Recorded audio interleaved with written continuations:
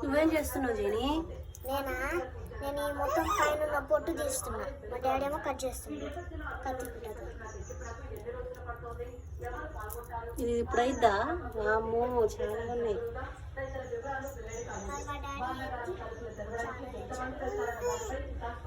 ఏం చేపలు ఇవి? చిట్టి చేపలు. చాలా ఉన్నాయి. ఎప్పుడైందంటారు?